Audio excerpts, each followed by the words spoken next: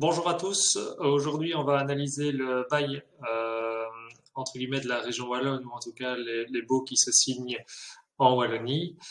Cette vidéo est tournée le 18 janvier 2022. Je donne la date tout simplement pourquoi? Parce que c'est une matière qui change quand même régulièrement et il se peut qu'il y ait des adaptations en fonction du moment où vous prenez connaissance de la vidéo.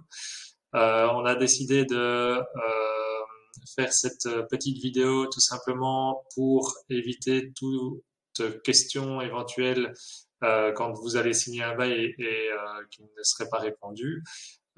Puisque quand on signe un bail, de manière générale, on fait ça assez rapidement et on n'a pas toujours conscience ou connaissance de la portée de son engagement. Donc ici, c'est destiné à vulgariser, entre guillemets, les textes d'un bail et tout simplement savoir à quoi on s'engage. D'un côté comme de l'autre, donc autant pour un locataire qu'un propriétaire. Et donc cette analyse du bail, elle vous est offerte par l'agence Eco Immobilier.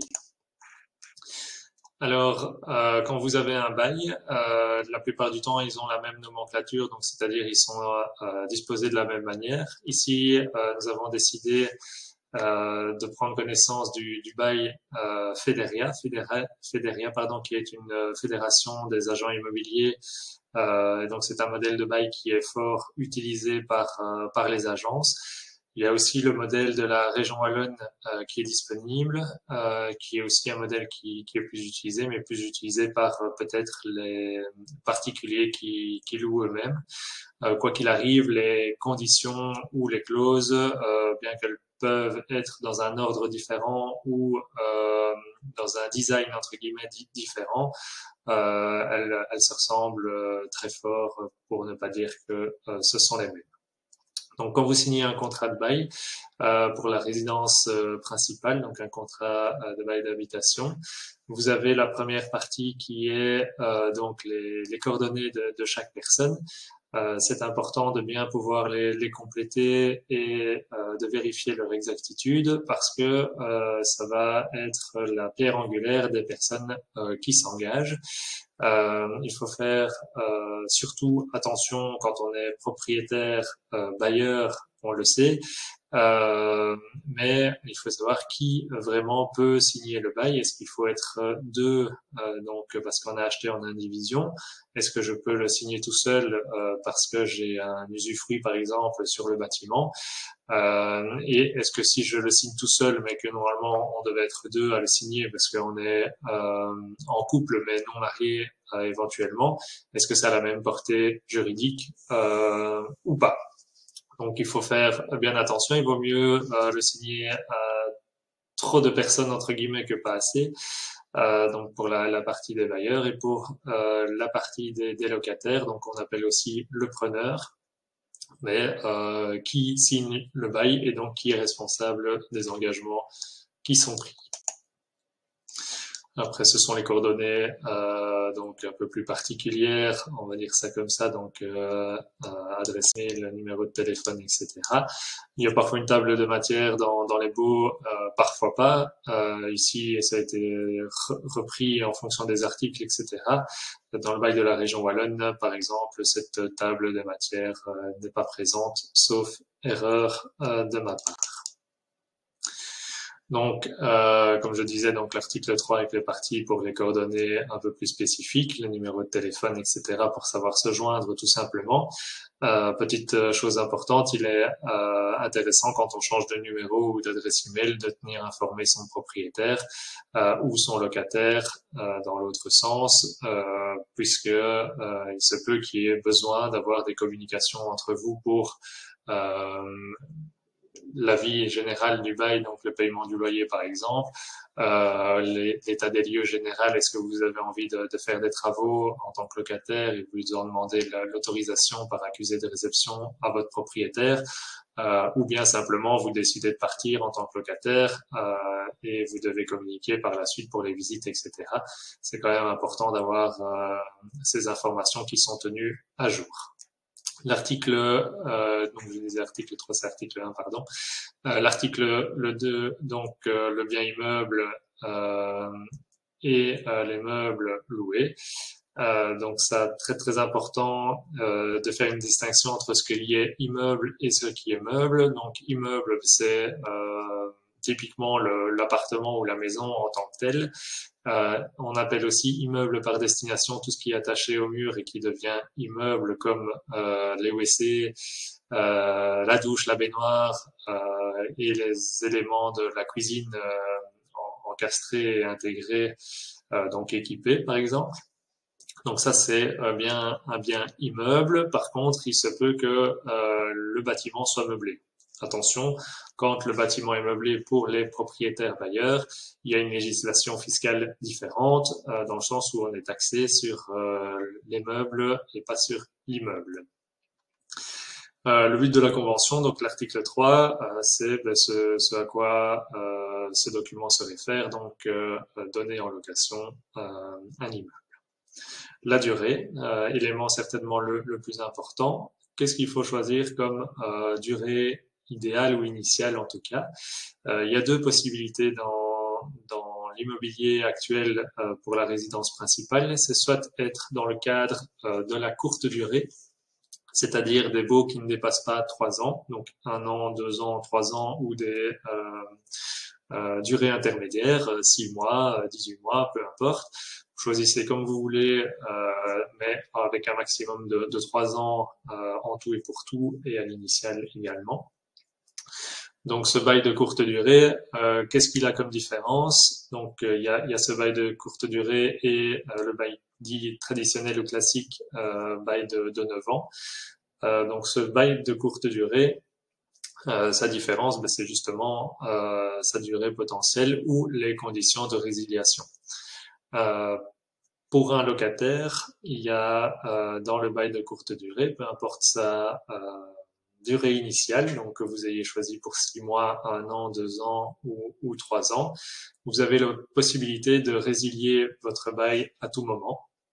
Donc quand vous le décidez, avec 3 mois de préavis. Donc un préavis, c'est un courrier qui informe le propriétaire, un courrier recommandé avec accusé de réception ou un accusé de réception si vous lui remettez en main propre ou par email, comme ça peut se faire aussi maintenant. Donc 3 mois de préavis, et ce préavis prend toujours cours le premier du mois qui suit l'envoi. Donc on va prendre un exemple ici, vous envoyez votre renom le 18 janvier, donc la date à laquelle on tourne cette petite capsule. Il prendra cours, votre renom, le 1er février. Donc c'est à partir du 1er février qu'on compte les 3 mois de préavis. Le préavis, c'est la période durant laquelle vous habitez toujours bien dans le bâtiment ou pas, mais ça peu importe, mais surtout vous continuez à payer votre loyer et à être responsable vis-à-vis du bail. Et c'est souvent la période dans laquelle on remet en location, donc on fait les visites, etc. Outre cette obligation de préavis de 3 mois, donc pour tenir informé votre propriétaire bailleur, vous avez une indemnité d'1 mois à payer. Ça, c'est quand vous envoyez votre renom, donc à n'importe quel moment, et que les 3 mois ne coïncident pas avec la fin de la durée initiale. Par exemple, si vous aviez choisi entre vous, le propriétaire et le preneur, de prendre un bail pour une durée d'1 an et que du coup 4 mois avant la durée d'1 an, vous envoyez votre renom pour qu'il prenne cours 3 mois à l'avance, mais vous stoppez simplement vos obligations comme c'était prévu dans la courte durée, donc à l'échéance. Et là, il n'y a pas d'indemnité qui est due par le locataire. Donc ça c'est un élément important. Quand vous arrivez à la fin de votre près de la fin de votre bail, vous pouvez choisir de ne pas le renouveler. Et ça c'est valable également pour le propriétaire bailleur qui peut décider de ne pas vous renouveler votre bail dans la courte durée. C'est un système ou un bail qui est fort utilisé à l'initial d'une convention, où on commence souvent par un bail de courte durée d'1 an, tout simplement pour pouvoir permettre de se connaître, on va dire ça comme ça, entre propriétaire et locataire, ou locataire et propriétaire, et de pouvoir éventuellement, pour un propriétaire surtout, sortir de la convention dans une durée limitée, donc d'1 an par exemple, si ça venait à mal se passer avec son candidat locataire pour défaut de paiement, etc. On peut continuer dans la courte durée si on le demande à son propriétaire ou à son locataire par envoi d'un courrier. Donc on peut très bien prendre une durée initiale de 1 an par exemple et la renouveler pour une période d'1 an et le refaire encore une fois. Donc on peut renouveler 2 fois maximum et avec un maximum de 3 ans en tout et pour tout. À la fin des 3 ans, ça ne veut pas dire que votre locataire part d'office des lieux, ça veut simplement dire qu'on bascule dans le bail dit de 9 ans. J'espère que c'est assez clair parce que c'est la matière la plus, entre guillemets, lourde ou compliquée, c'est cette histoire de durée, le bon choix du bail. Pour un locataire, il faut bien prévoir à l'avance ses envies et son changement éventuellement de vie, on va dire ça comme ça, pour ne pas peut-être s'engager sur un bail trop long qui lui vaudrait des indemnités. Et pour un propriétaire,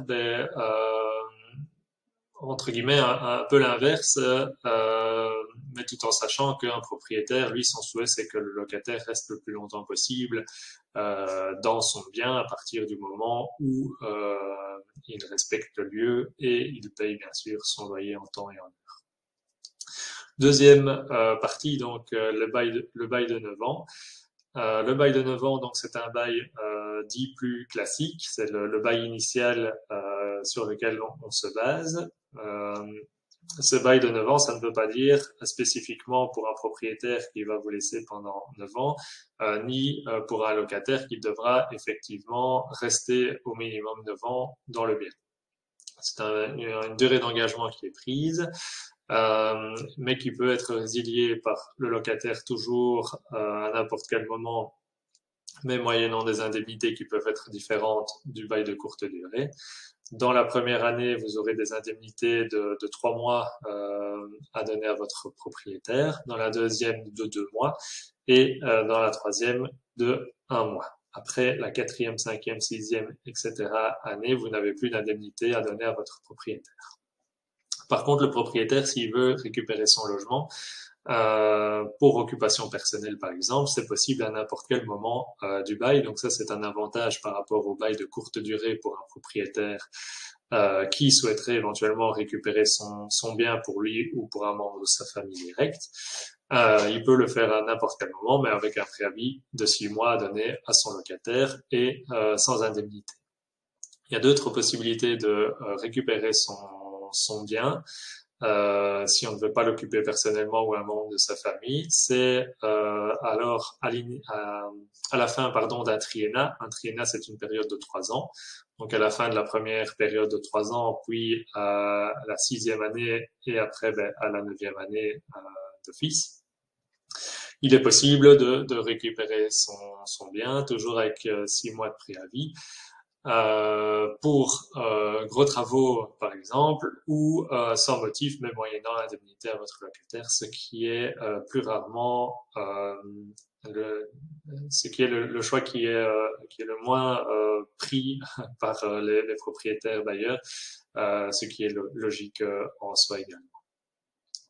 Donc cette durée de bail, elle est importante puisqu'elle doit déterminer vraiment les obligations de chacun et surtout les risques financiers auxquels il s'engage s'il ne respecte pas ces conditions.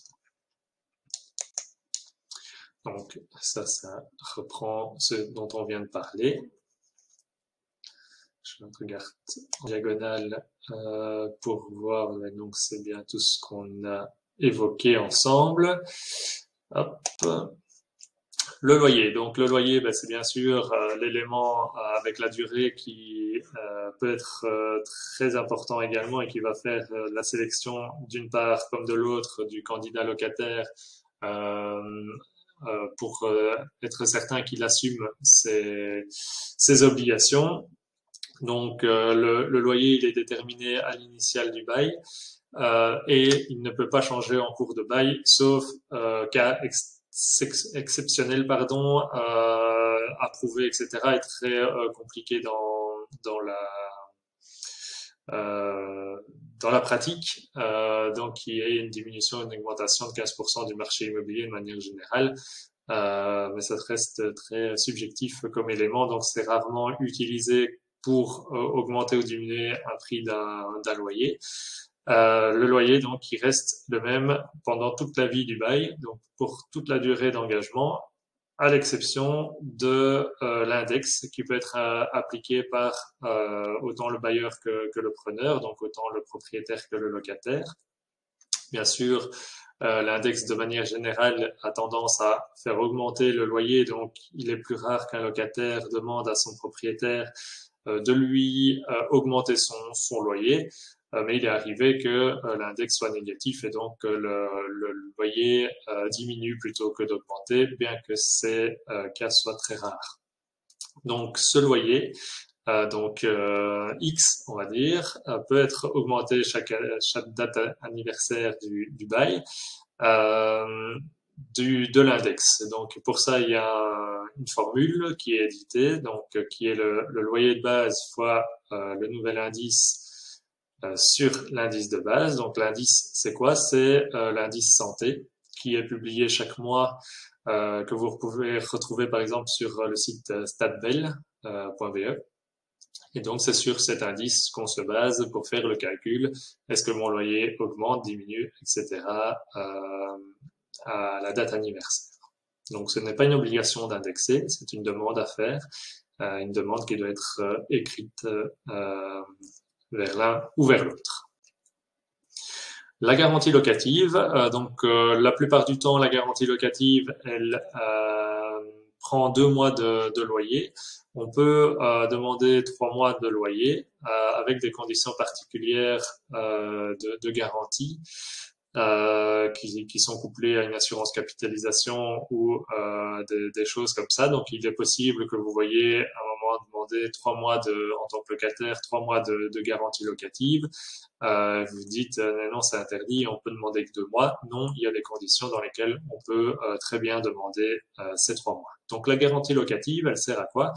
Elle ne sert pas à payer votre loyer. Donc elle sert à prévenir ou prémunir des dégâts éventuels que vous feriez au bâtiment.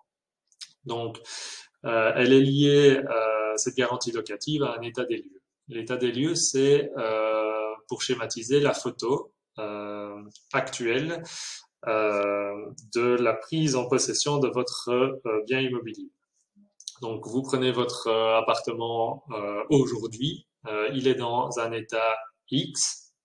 Ça, c'est l'état dans lequel vous devez le rendre à la fin de votre bail. Bien sûr, il y a toute une série d'amortissements, entre guillemets, ou de vétusté qui va pouvoir se mettre dans le bâtiment, une vétusté tout à fait normale, mais il y a des dégâts, eux, qui seront votre propre responsabilité. Donc cette garantie locative, elle sert à commencer à être responsable de ces dégâts. Elle n'est pas limitative, donc c'est-à-dire que vous n'êtes pas, si le loyer est à 1 000 euros et que vous avez 3 000 euros de garantie locative, vous n'êtes pas juste responsable jusqu'à 3 000 euros. C'est simplement que cette somme peut être ponctionnée plus facilement puisqu'elle est disponible. Le reste des dégâts éventuels, vous en êtes bien sûr responsable et vous devez les dédommager. Donc l'état des lieux, on en a parlé. Donc il y a toujours un état des lieux qui se fait à l'entrée du locataire. Ce qu'on peut vous conseiller de mieux, c'est de faire appel à un expert immobilier pour pouvoir faire cet état des lieux, puisque quand c'est les parties elles-mêmes qui le font, soit il est incomplet, soit il est objectivé dans un sens ou dans l'autre, mais en tout cas, il est rarement pertinent. À la suite, donc quand vous décidez de quitter votre logement, il y a l'état des lieux de sortie qui est effectué. Donc, il permet justement de faire cette différence entre quand on vous a loué cet appartement, cette maison, l'état, il était comme ça. À la sortie, il y a telle différence. Est-ce qu'on les chiffre? Est-ce qu'on les chiffre pas? Est-ce que c'est de la vétusté normale ou pas? Etc., etc. Et c'est là qu'on peut analyser les choses. L'entretien et les réparations, donc dans les grandes lignes, le propriétaire est responsable de toute l'enveloppe du bâtiment, donc il doit continuer à s'assurer, par exemple, pour les dégâts à l'enveloppe du bâtiment. Imaginons il y a une tempête qui sévit, une partie du toit est arrachée par la tempête. Ce n'est pas la responsabilité du locataire. Vous allez me dire, c'est pas celle du propriétaire non plus.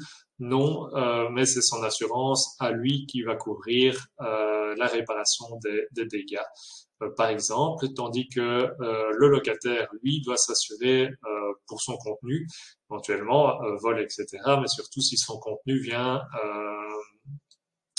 faire des dégâts à l'enveloppe du bâtiment ou une responsabilité civile pour ses enfants s'ils viennent à casser un carreau, des choses comme ça. Par exemple, s'il n'est pas assuré, il en est responsable. Les réparations de manière générale ou l'entretien, c'est celui qui utilise la chose qui l'entretient. On va résumer ça comme ça. Donc s'il y a un robinet qui fuit, c'est le locataire, une ampoule à changer, c'est le locataire.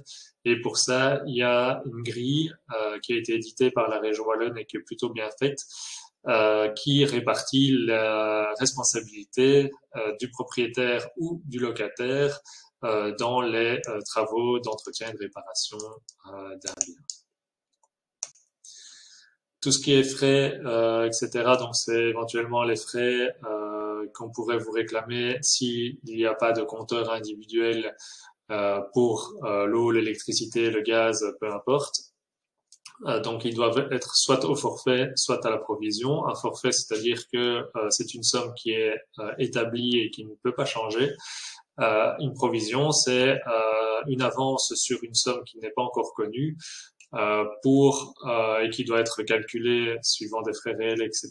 Donc, il faut un module de calcul, une répartition des décompteurs ou quelque chose comme ça, qui doit être repris sur la consommation réelle.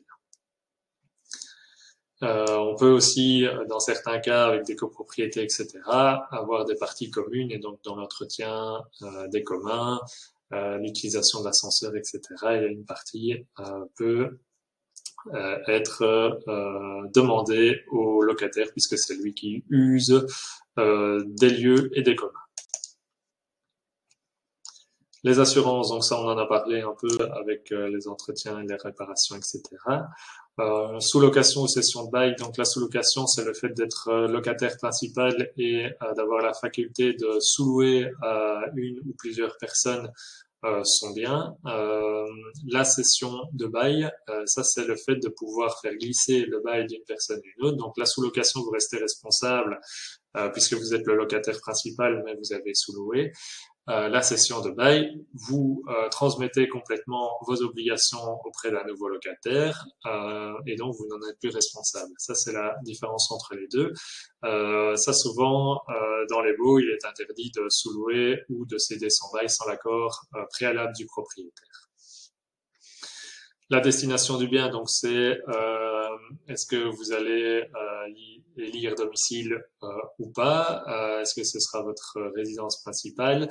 Est-ce que c'est bien de l'habitation et pas du commerce, par exemple? Embellissement, amélioration, travaux, transformation.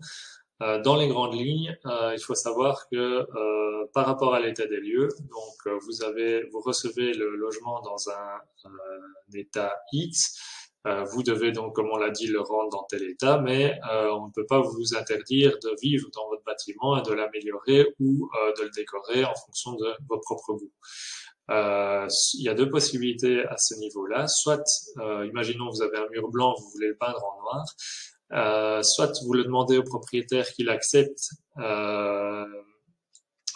D'abord, soit vous le demandez au propriétaire et à lui de l'accepter ou pas.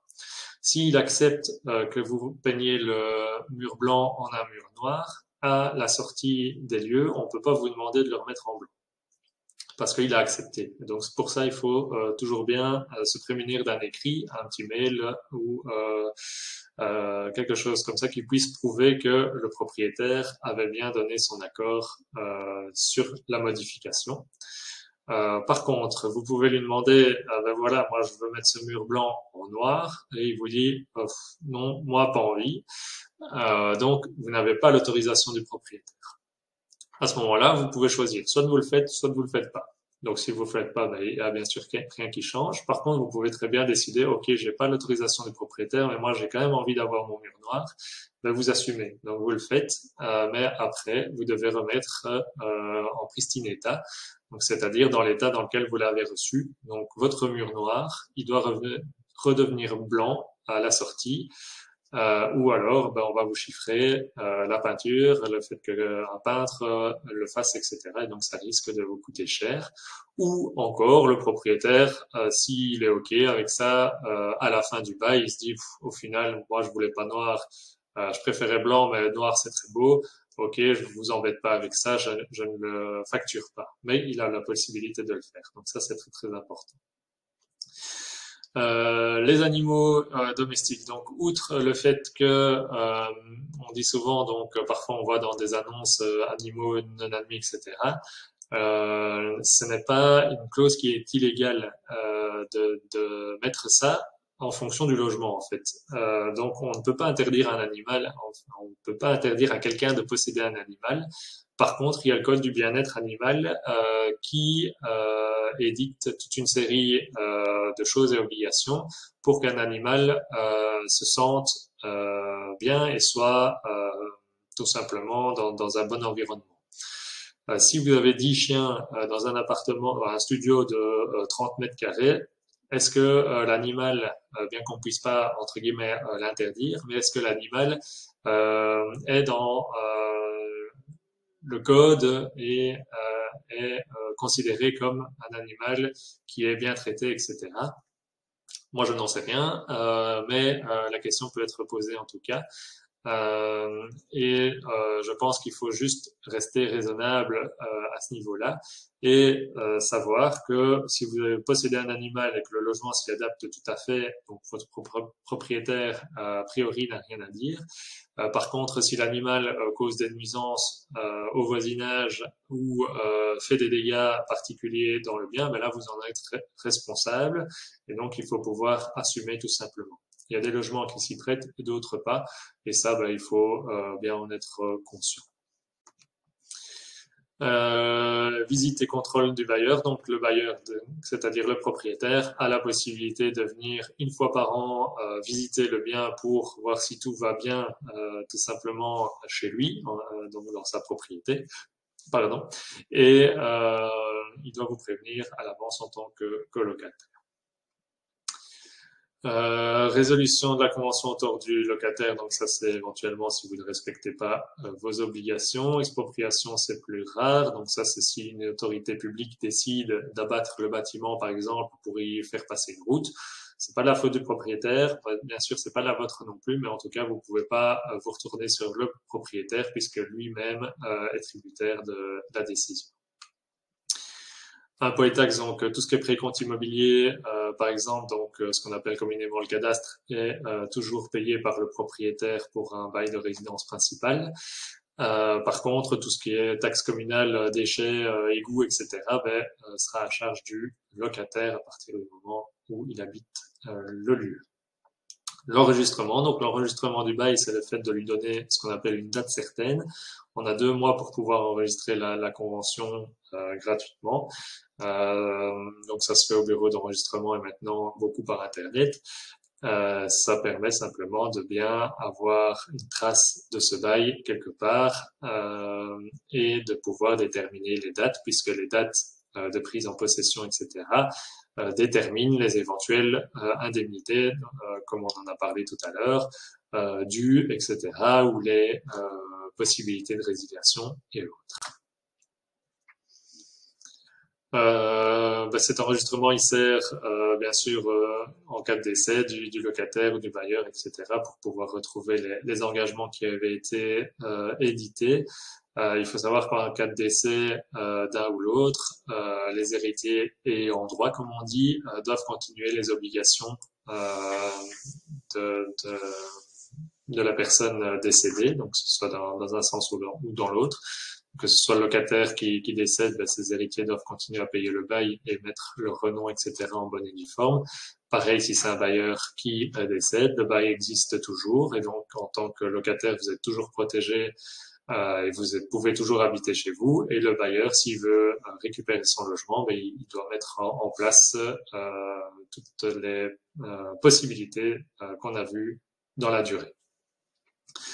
Sol, cuve à mazout, etc. On va passer parce que c'est moins pertinent entre guillemets. Il faut juste savoir qu'il existe des législations sur la pollution des sols et sur la détention de citernes à mazout qui doivent être déclarées ou à gaz, qui doivent être déclarées, par exemple, à la commune, qu'on appelle une déclaration de classe 3 pour savoir les répertorier en cas d'inondation, tremblement de terre, etc.